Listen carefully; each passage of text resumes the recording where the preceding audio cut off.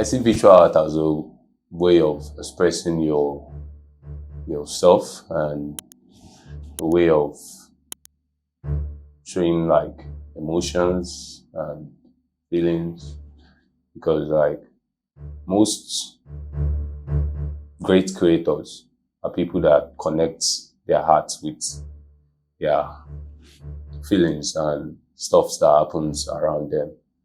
And there's no better way to express what you think in your head than doing it visually. And there's this how will I put it? There's a correlation, like a very good relationship between visual art and sound, because what you listen to and what you see is what controls your emotion. Like when you are in an argument with someone, the way the person talks to you, the mood, the tone is what sets your own emotions up or down, good or bad.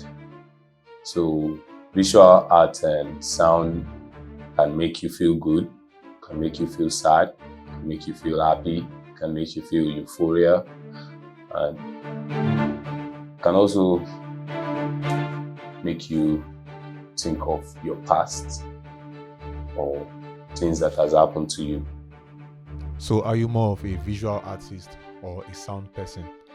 I would say I like both, but if I am to choose, I'll choose sound. Sound connects to me better, because when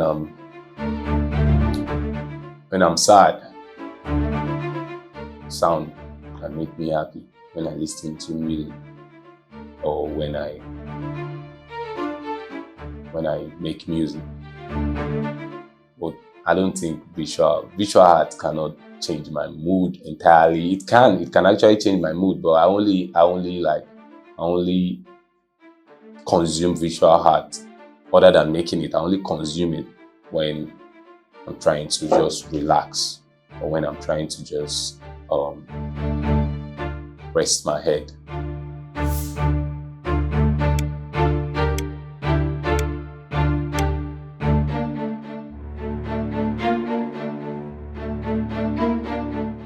When you were growing up, what was life like? Life was wonderful growing up. Like, I feel like the best part of anyone's life is their childhood. Like, if you have a good childhood, that's the best you can have out of life, if you look at it, in a very big form. Because at that point in your life, you are so free. You can do a lot of things, even though you are restricted by your parents, but you don't worry. You don't think of where is the next food coming from and stuff. And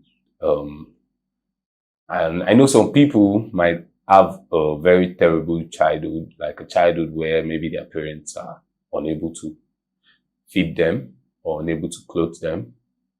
But I think mine was fair. I had a good childhood. But growing up, my life was rotated around tech, because my dad is an engineer, an electronics engineer.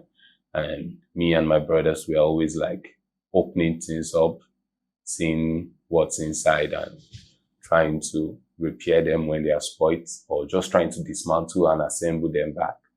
And we were always, I think, my childhood actually drew me into visual art a bit, because my dad was always someone that likes having a camera around, and we always take pictures with those cameras, and sometimes we just play with it, take pictures, and it was fun. Because my dad actually liked buying those cameras, because even though we get them spoiled, because then it was like a film, this film, like you put it in, you take pictures, and then you have to take it to like a lab to develop it and stuff. And it was like very nice, because my dad would just bring back those pictures that we've taken, and we'll look at them and we'll be like, okay, wow, took some nice pictures, we took some stupid pictures. Like we might be playing Jackie Chan, or maybe just wrestling, and we'll be taking pictures, and he prints everything, and we choose the one we like and we keep them. So I had a very good childhood. Like, it was nice.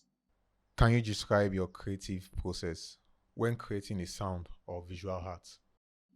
Mm, my creative process is a bit everywhere. Like sometimes I like walking in the morning.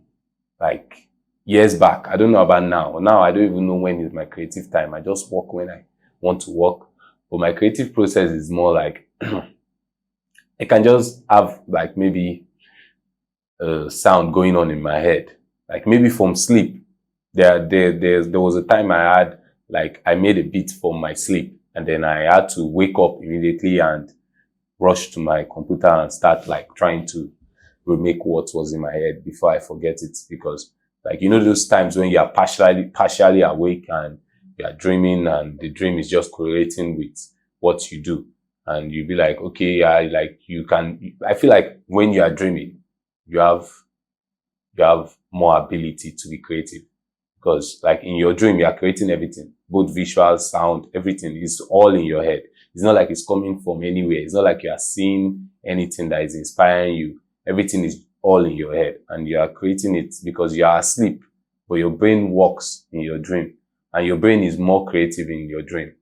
So I feel like my creative process is more like getting the idea maybe when I'm asleep, or getting the idea from maybe watching a visual, or maybe listening to a song, or maybe listening to like a soundtrack on a movie, and then trying to recreate it and then make it like your own thing. And when it comes to visual, I like thinking of like what kind of emotion does this kind of shot make, or what kind of emotion does this kind of um art make you feel, and I move from there. Talking about emotion, discuss about your genre of music relating to visual arts and how it touches the audience.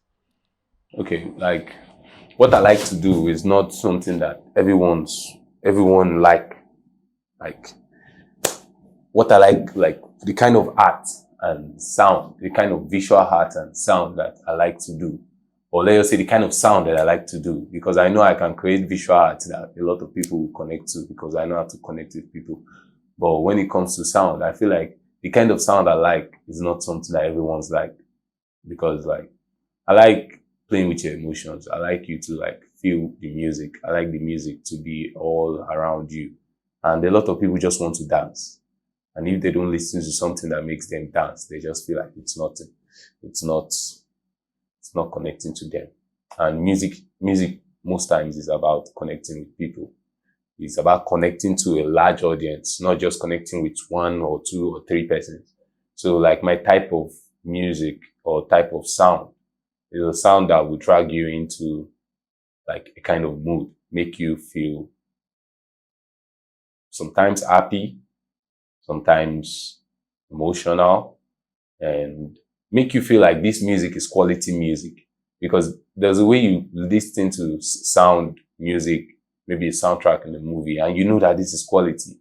When you hear the whole instrumentals coming together, like you hear the violin sound, you hear you hear the drums, you hear the piano, and everything just stays on tune, and they just drag you into like a crazy feeling of euphoria, and you feel so overwhelmed with the music, like so, I don't know, maybe joyful, maybe artful, I don't know, but it puts you in a kind of mood.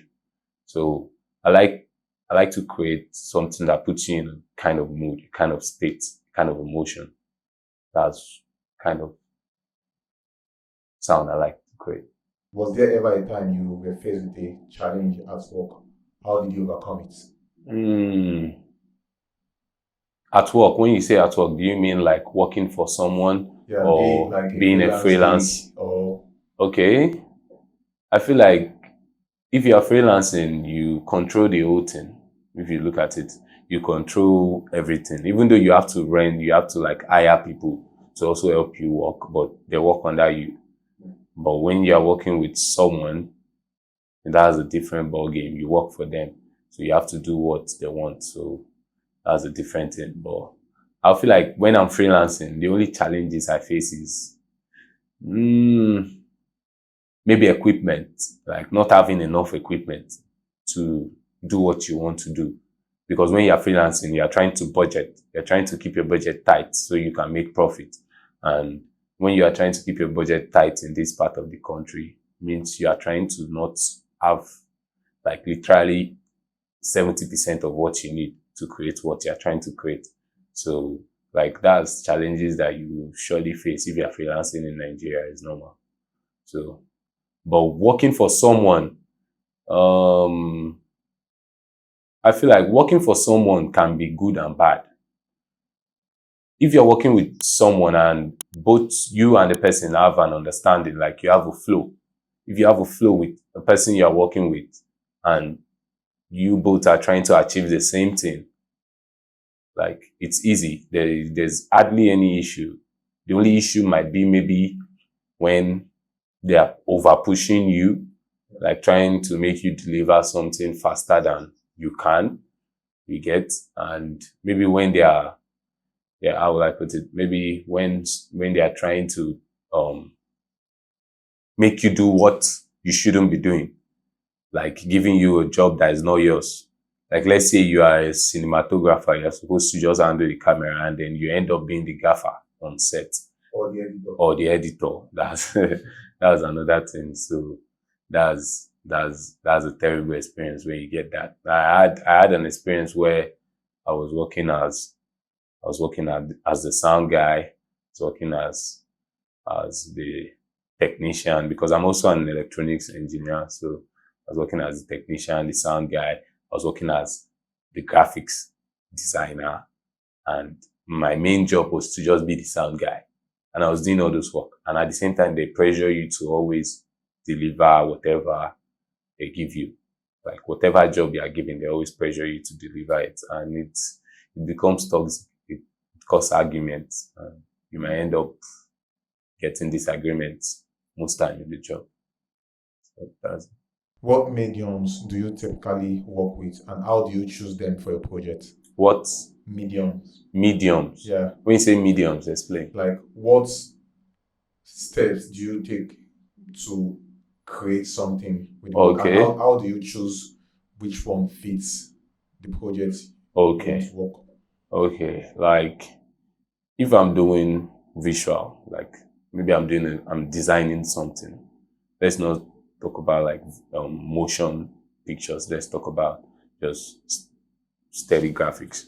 Like if I'm to design something, maybe design like a brand guideline, like to design their whole team. I mostly start with what does the brand do? What does the brand do? How does their name perceive to people? Like if let's say, like I have a brand called Install It. Now this brand Install It, from the name, you know that they install something. And then what the brand does is an electronic installation company. So if I'm to design that, I start with, okay, how can I connect the brand logo or brand guideline or brand documents to fit what they do. I research on it. I maybe get colors that speaks about what the brand does, and then you have to have like, now this brand is for me, but if it's for someone, I will get like the kind of colors that is in their head, because every person that gives you a job has something in their head. They have an idea in their head. So you also have to have their input. So you have like, tell them that, okay, I'm trying to get colors that interpret your business. So I get that, create like the kind of color palette.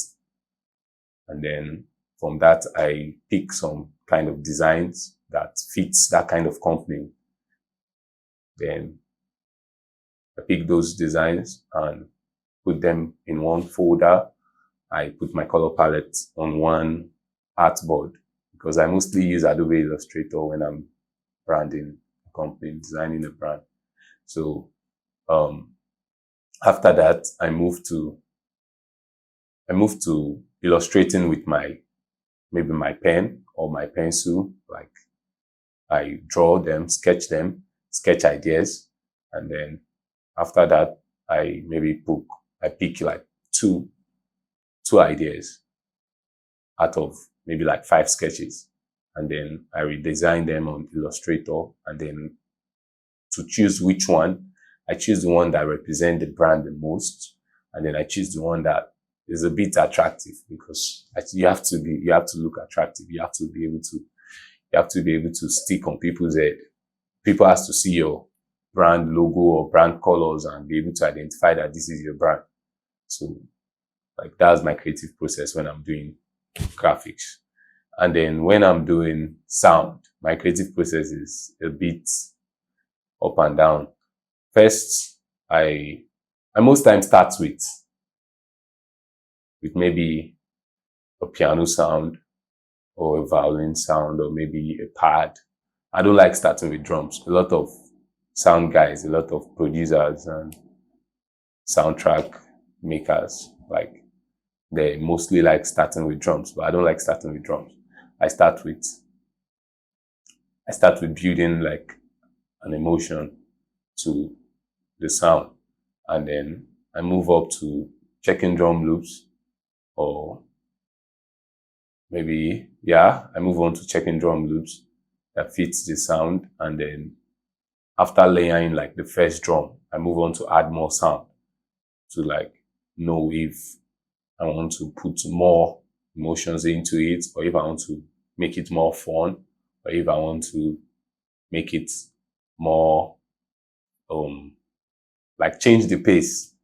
Because whatever soundtrack you're making, if it's for a movie or if you're making a beat, you have to have like the pace. You have to have like the way you want anybody listening it to move to it. Because even if the sound is dull, there's still a way you can move to the beat. So I do that, and then I start sequencing. And when I mean sequencing, I start sequencing, like making, if it's a song, I start sequencing the chorus, the verse, the pre-chorus, like making which sound will stay on the chorus, which sound will be on the pre-chorus. Then will I put a riser? Will I drop the drums at this point? Will I drop out the piano? Will I make the bass line stay all through the chorus and stuff like that?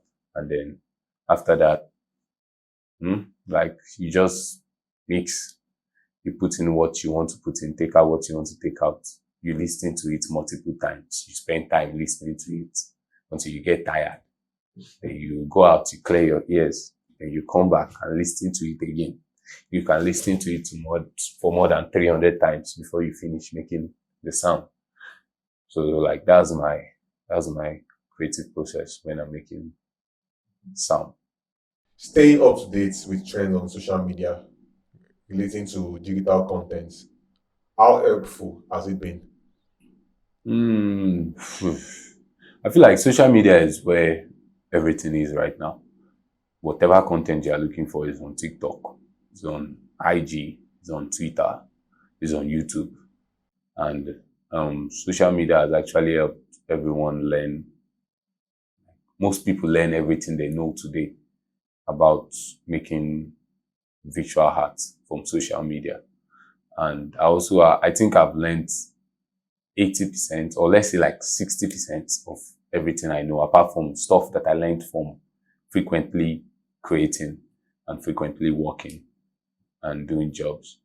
Social media is very critical to creating visual content in this age and time, because people don't even have, how would I put it, people don't have that time or that zeal to read books.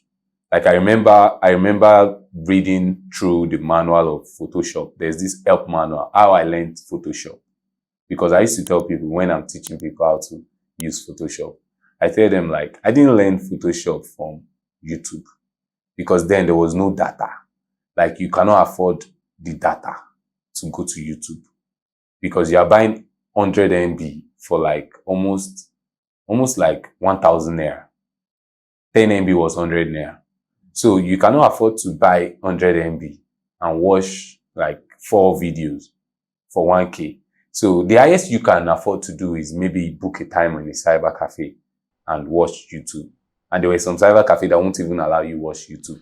And I'm sure you can't even download. You can download YouTube videos then. I'll say something on downloading YouTube videos, but maybe I'll say it at the end of what I'm explaining. So people don't have that time to even read the help section on Photoshop or follow the tutorials on Photoshop. People prefer to just go on IG and type how to do this and it comes out, or go on YouTube and type how to do this and it comes out, or go on TikTok. So there are some people that learn everything they know on TikTok. So social media is very critical to doing visual art. And then back to the YouTube stuff. I was like, let me brag, I was the first person in like the whole area where I was staying. I was the first person that learned how to download YouTube videos. And then there were some people that would come and was bragging to like my brothers that, do you know how to download YouTube videos? This person taught me. And then I would be like, I taught that person that taught that person that taught you. You understand? So like downloading YouTube videos was very hard. But when I found out to download it, I was very happy because like I go to cyber cafe and then I download YouTube videos and I kind of learn from it. So that's it. What role do you think artists should play in the development and discussion of digital currencies and blockchain technology? I feel like most artists needs to maybe tap into the potential of digital currencies, because I've met a lot of artists on Twitter that makes serious money from selling their art on OpenSea, which is like an NFT platform where you can list your artwork and people bid for it and buy it and pay you in Ethereum. So NFT pays, digital currency plays a big role in making money from visual arts.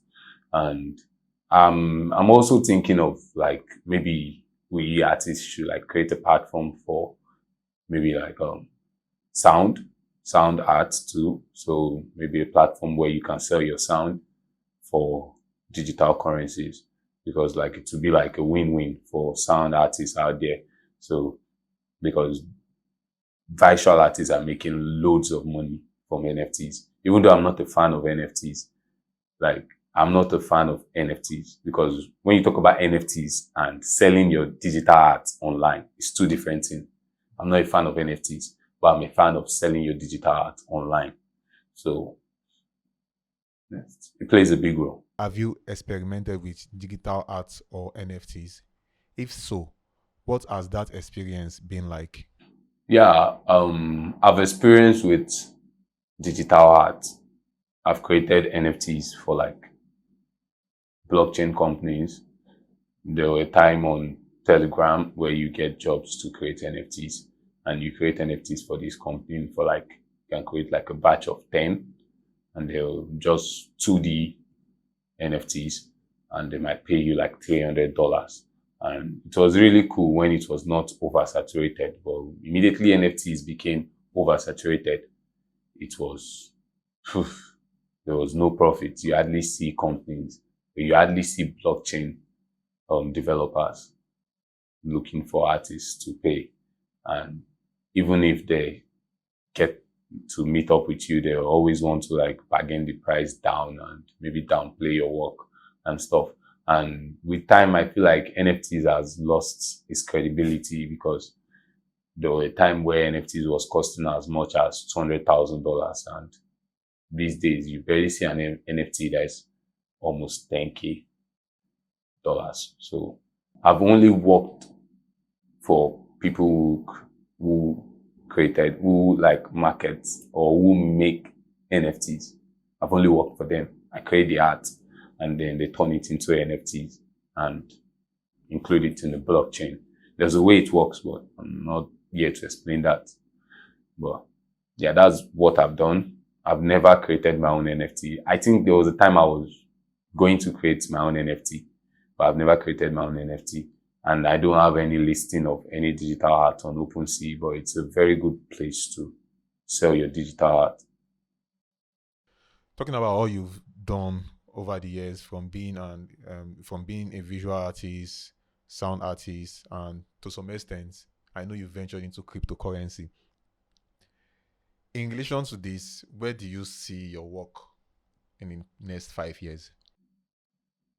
Well, mm, in terms of visual and sound, I see myself making. I see myself making. Uh, I see myself creating like maybe a feature film because I'm really into creating movies. Like it's something that I look forward to doing, and I see myself working with top companies, like top movie companies, creating soundtracks for their movies. And in terms of the cryptocurrency part, I have like a project which I'm working on. It's like a community project, but it's not mainly based on art. It's just more focused on community and cryptocurrency. So like I see myself doing that project. I see myself having a feature film, maybe one or two. And I also see myself working with a lot of studios to create soundtracks for movies. From all this, what have really changed your life? I feel like tech and cryptocurrency, because I do sound and I do visual arts as an hobby because I like doing them, but they don't really bring in money for me right now. So what has really changed my life in terms of financially is tech and cryptocurrency. I trade cryptocurrency and I also I do tech installations. So that's like where I make most of my money, but I actually pump those money into my artwork. So that's it. So, if not visual artist or sound artist, what will you be doing? Well, if I'm not doing those two, Or even how? crypto, without all those tech related um, saturations that we are having here and there, without being a cryptocurrency person or a sound artist or a visual artist in listening to film and other thing, what will you be doing? I think I'll be designing electronics. Like that's there's no way I won't do something related to tech. There's no way. Like there's absolutely no way because I grew up around tech and tech is the only thing that inspire me. But if you say if I don't do that, maybe I'll be a farmer. Yeah, that's the truth because like I feel like we're eating a lot of fertilizer and hybrid food. So I will maybe go into farming natural seeds, like seeds that has not been genetically um, tampered with.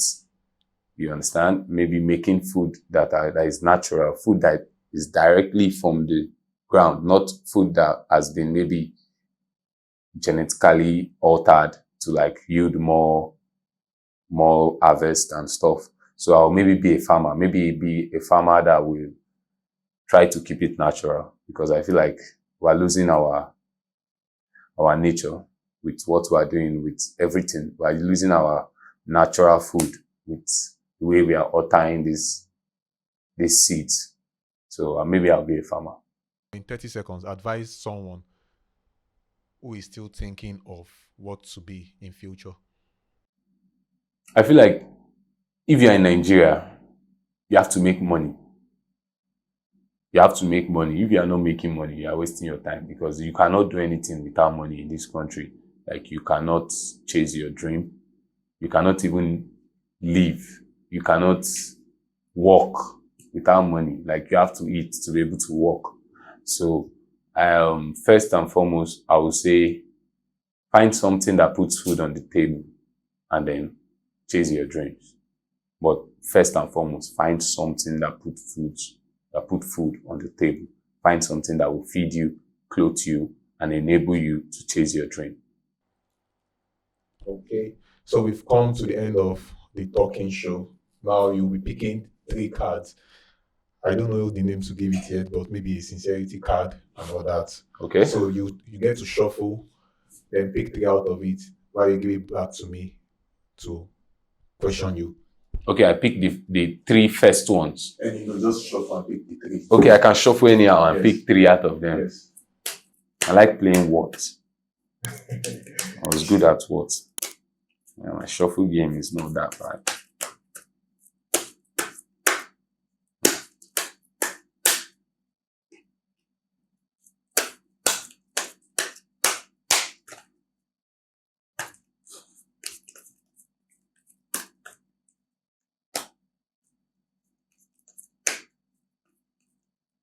Who in your family are you closest to? As That's a very crazy question because the person I would say I'm closest to is my immediate junior brother that died, Benjamin. Yeah, closest to Benjamin. May so rest in peace. Yeah, amen. Who inspires you and why? In terms of what? Whatever motivates you Who inspires me and why? and why?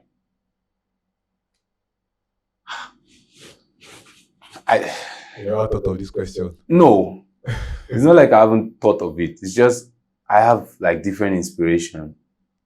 But someone that inspires me like in everything, someone that I feel like his work ethic is crazy, and I feel like everything he has ever created, because like I think he has always created a masterpiece. It's Christopher Nolan.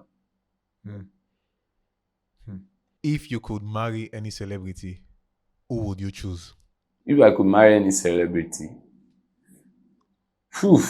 marry as tough. Marry your girlfriend will not hold you ransom today. No. Marrying a celebrity, which celebrity will I even want to marry? I want to date them. Marriage, I don't know, because marrying a celebrity is just like you just want to hold this person for a while. You guys will surely break up. So I don't know. But if I will marry any celebrity, let me think. I don't want to choose someone and then change.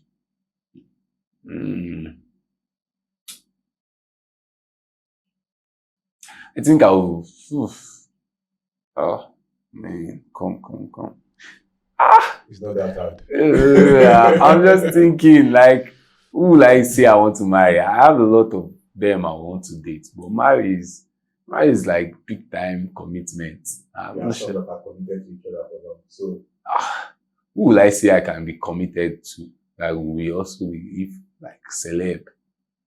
Oh my God. Shit. I think maybe Zendaya.